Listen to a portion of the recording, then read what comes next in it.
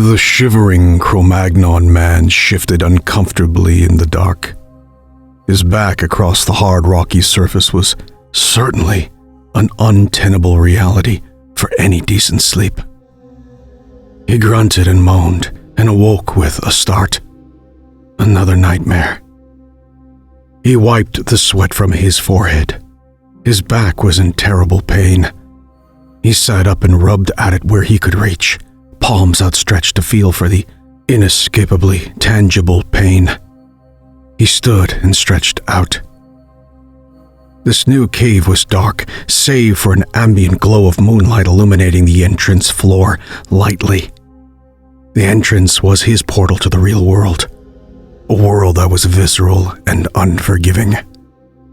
The man had been cautious since the skies had changed. His prey was becoming more difficult to find. And, of course, since he had sensed that he was being watched and stalked. It had been over a month, if he could precisely indicate the time. Time, a construct that had not yet existed. He walked towards the cave entrance. The moon had uncovered very little in the blackened tree line ahead of him, but staring up, he had always been fascinated and enamored by the countless stars in the sky. To him they were what they were, and there was no explanation, nor did he need one. They were dazzling and the most favored component of his world. He pulled his deerskin up over his cold, cramped shoulders and shifted back on the ground. His bedding, a pile of various sizes and origins of animal hides and dried grass, were shifted across the cavern floor, and it was far too dark to reassemble. He wasn't able to sleep. He knew that he had a predator seeking him, and he could hear it. It was outside. Not close, but he was aware that he needed to stay silent. But it was a matter of time until he was discovered. He was alone. No support, no longer. Recently, he had seen a decline in prey. The nights were longer and the days much shorter with a less bright sky. He couldn't account for this, and why would he attempt to, when he only ever operated solely on instinct? But something was different in recent months in his world, and he felt it. He was cold.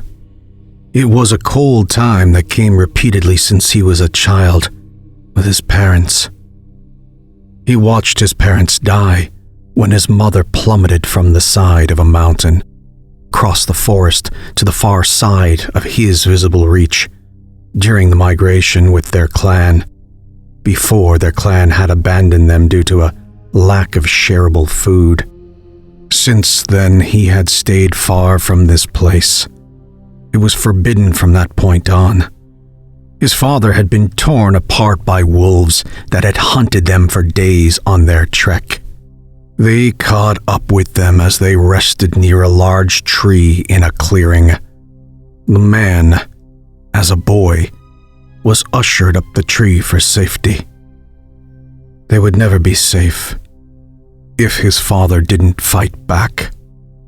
His father decided to use a thick branch to fend off the beasts.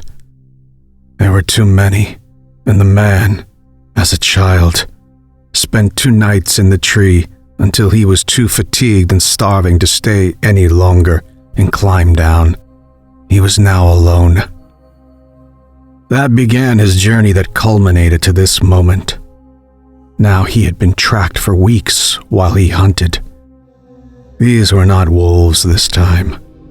He rarely caught anything significant as he himself was the prey, and as he heard the unmistakable sounds of his hunter, and would quickly and silently make his way back to his dark hole for refuge.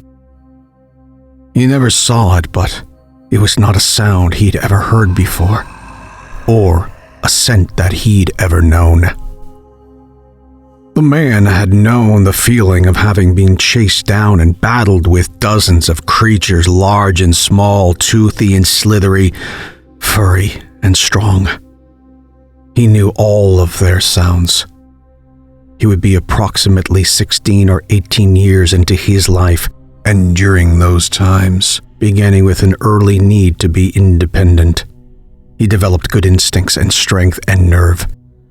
He was fortunate to have survived with all the right characteristics. He was, after all, alone, being in a dangerous world with even more dangerous elements. Now, he was aware of new dangers. Dangers that had arrived when the sky turned strange and the darkness became more frequent, when the sun became a deep red. It was cold. He remained as bundled up as he could while he continued to listen. The cave smelled of raw, rotting meat from a former meat-eating tenant, and that alone was a lure for various owners of fangs lurking outside that exposed place. As dark and menacing as it was outside, with its soft glow of moonlight, it was pitch black and comforting inside, in contrast. Like every night, he waited for the world to become bright again. He would need to keep silent and try not to sleep. The closeness of eerie chattering indicated that this beast was aware of him.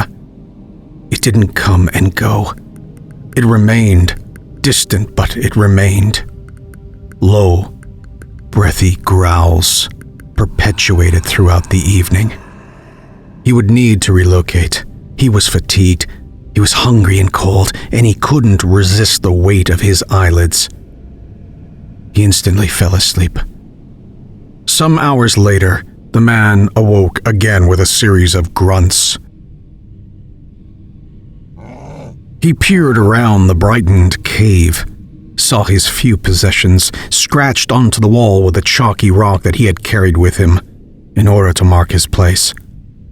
He scratched an illustration of the image in his head of how he believed this beast would have looked, as a warning to others. He felt it was like a large wild boar, based on the sounds, but the smell would have accounted for it to be dead for months. There was absolutely nothing to determine the visuals of this creature. He only knew that it was far more terrifying than anything that he would ever have experienced. The sounds were bone-chilling and deep. The growls, roars, and howls were similar to the speech of another like him, but not like him. It was something different. The man held his furs to his chest and lumbered out of his rocky domicile, stopping at the edge. He grunted lightly and sniffed the air. It was cold. Hard to determine a scent, but nothing was gliding through the freezing air. He decided to move towards the forest. This would protect him from the cold wind, and there are some typically habitable places under uprooted large trees where he could get some cover from the wind and rest, although it was going to remain cold. The forest has always been the safest place. The larger predators don't come into the forest. He may be able to disappear for a while.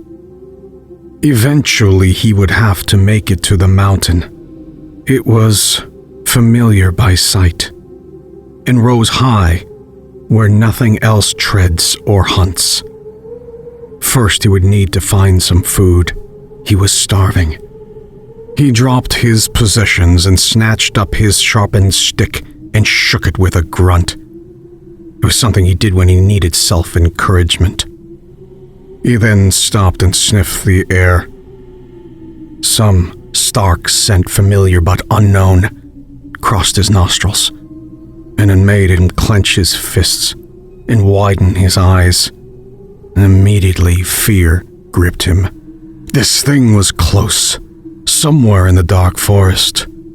This was the closest he has ever known its presence to be to him. The smell was rich and old, musty and decaying. He had no words for it. Why would he? He only knew its features. It was a rare creature, and that smell, albeit weaker until now, was usually accompanied by hideous noises. But there was nothing. Only a presence of scent. It was enough to convince him to move on. It always stayed nearby without making itself known, but never this close, and not without revealing its presence by a growl or a hiss. Whatever it was, seemed to be sleeping. This must be it. His prehistoric mind wasn't exactly sophisticated, but it was naturally calibrated enough and fortified with nerve. From nearly 18 years of being tuned to this landscape, and this conclusion to him was cut and dry. Sleeping or not, this new bothersome denizen of the man's private piece of the world was not welcome. And there was no doubt that whether out of curiosity or frustration, it would need to be dealt with head on. However, for now, the man was hungry. He moved on and sniffed for a meal.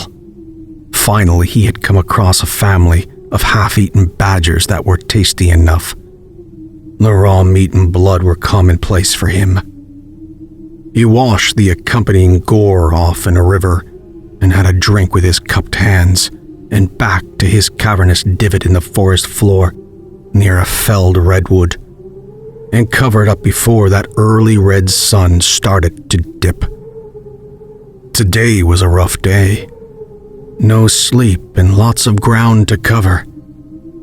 He forced himself up, coaxed by the upsetting colonic presence of a rotting badger, and he emptied his bowels.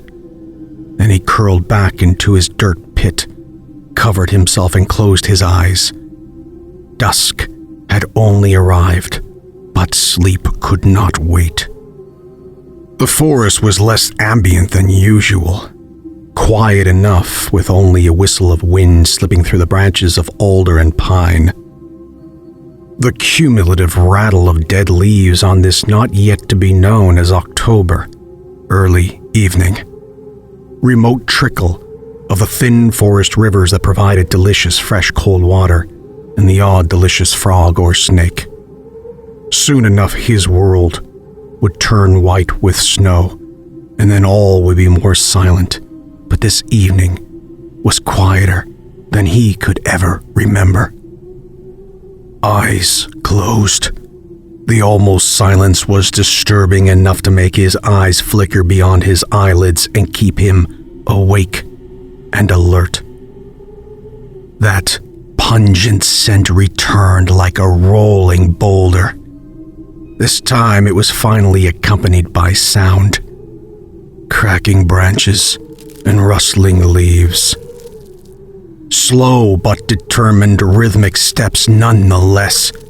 Was distant and took some time to distinguish the direction. The man opened his eyes, stared at a low full moon, mouth agape as usual. Focusing on the sound, he had two options: to seek it out aggressively and be done with it finally, or to lay quiet and focus on making it through one more night. The stench was growing. Imagination perhaps, but it seemed overwhelming. The smell of a rotten carcass mixed with mildew and musk. This was familiar. Dead things don't follow you. It wasn't the rotting carrion that he might come across on his journeys. This was following him. It moved with him. He knew he was being hunted. Working on his dozen or so years of sharpened instinct, he moved quietly. He pushed himself as deep into the hole as he could and remained quiet. It knew where to find him if it wanted. Another crack of tree branches, and then a sustained hissing moan. A terrifyingly high-pitched exhale, very close.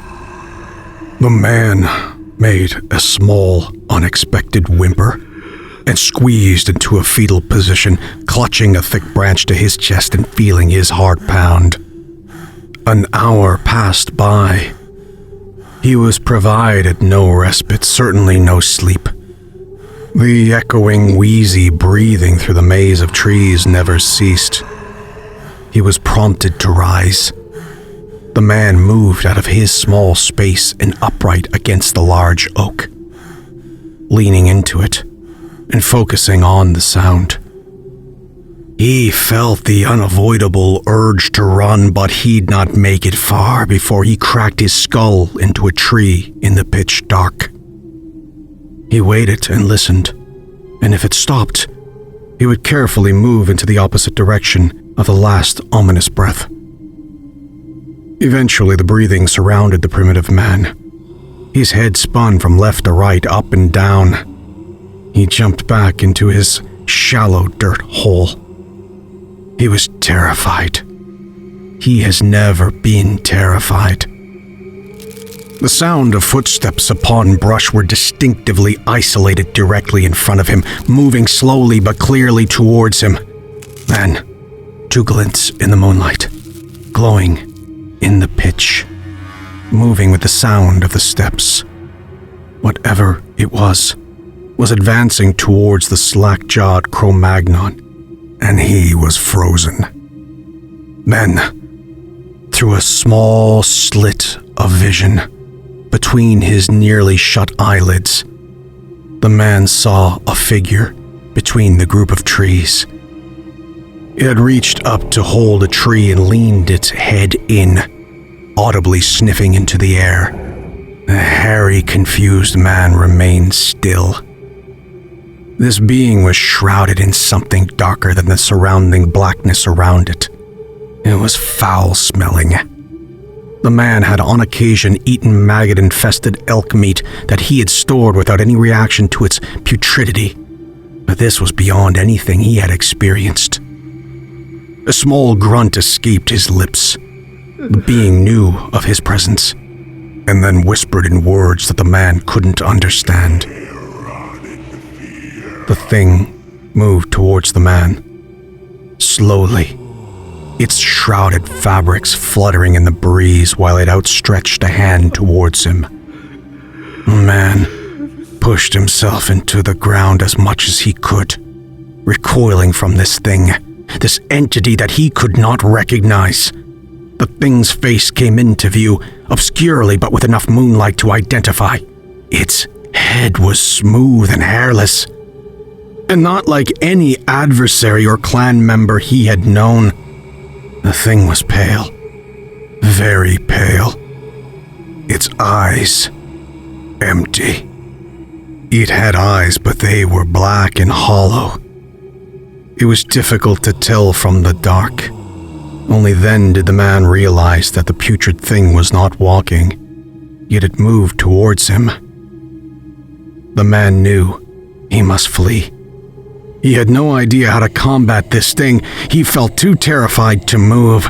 The being was close and had opened its clawed hand to grab at the man. The man produced a scream that he had only used in fierce battle with his larger prey, and then hooted and howled his way into the forest, and barely out of the grasp of this dark figure. When he turned to ensure he was not being followed, he saw the thing in the distance. It had its mouth spread open, larger than the man would have seemed possible for any animal, and its maw, long, sharp fangs, glistening in the moonlight. The creature then uttered a shriek, with both hands outstretched, pointed, tapered, unimaginably long pale fingers pointing towards the man. There was a rage and desperation of loss in its wail. There was no further motivation needed for the man to leap out of this forest and towards a more open space that he knew, but there would be far more to travel, and with no sleep.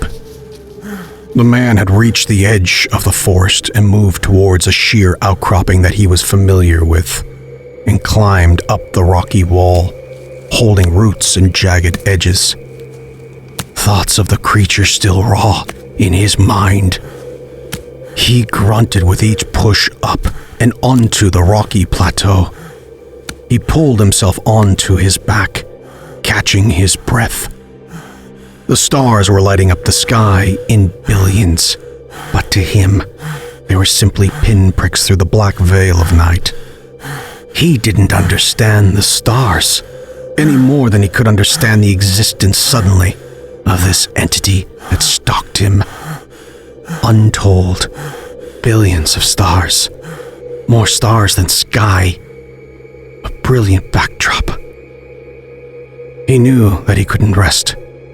He kept moving until he was at least a day's walk towards the mountains that were only mythical figures in the distance during his life, and an impossible journey.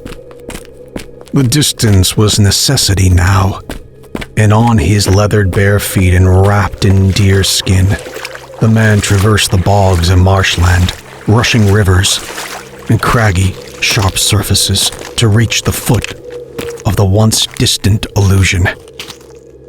These pieces of panorama that never seemed real until now. The vertical stretch of rock that he now began to climb seemed endless. He nearly slipped to his peril numerous times. He found himself latching on to tenacious branches living somehow among this rocky environment.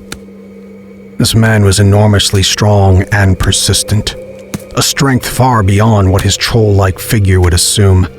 He hoisted himself up onto a mesa that seemed halfway to the top, but high enough for him to see across his known existence. It was dusk, and the sun was buoyed atop fleeting clouds that would soon be enveloped in darkness and no longer in existence. The sun burned orange and shone on an angle across treetops, hills, and far-reaching plains that were far more than he has ever known in his perhaps 16 to 18 years of life. There was some pride welling within him. A feat like this must be seldom accomplished. He had weeks in his journey, sleeping very little to ensure that he made the distance that he needed. A distance and now an altitude that would certainly see him safe. Safe from his enemy. Safe from ghostly visitors with fangs. The man was not an analytical being, he was instinctive. He did not spend time wondering what dimension, what plane of existence this monstrosity had come from. Why did it want him? Why did it stalk him? Was it still searching for him? He had heard sounds all around him. Could it move that fast? Or was it not alone? The man only understood that he needed to be safe, that he needed rest, and that he needed food. He knew that he could survive on his recent feed of fish from the stream he had crossed, and the mountains surely had animals living within its space. His formation of a primitive plan while poised at the top of his high cliff, looking down, was interrupted by an immediate stench. He knew this stench. It was far worse than it had ever been. And with heels at the edge of the rocky drop, he turned towards the blackened rock face ahead of him, halfway up this immense mountain. The sun had now been laid to rest for another day, and he was alone in his safe new surrounding, dismissively closing his nose from the unbearable, putrid scent. The creatures, only visible by their outstretched pale hands and gleaming fangs, moved from their shadows by the dozens, floating towards the man. The man froze. He didn't need to peer behind himself to know that the fall would kill him, like it did his mother, feeling the edge of the cliff with the soles of his feet. The man, if he had ventured in the opposite direction after his first encounter with this demon, he may have rewritten his fate. The ignorant and unfortunate prehistoric man, understanding absolutely nothing, except that he had unwittingly entered the coven's nest, saw that these bloodthirsty ghouls' speed had increased, with white claws outstretched and uttering sounds that would be articulate to them but only noise to the man. There was no tree to climb this time for safety. Their flailing cloaks patching over the glow of untold billions of bright stars above the doomed man, as they all soared with him as he leapt to his death. The hungry demons, emitting shrieks in the winter wind, their empty eyes and fang-filled mouths expanded terrifyingly wide in anticipation of their next meal.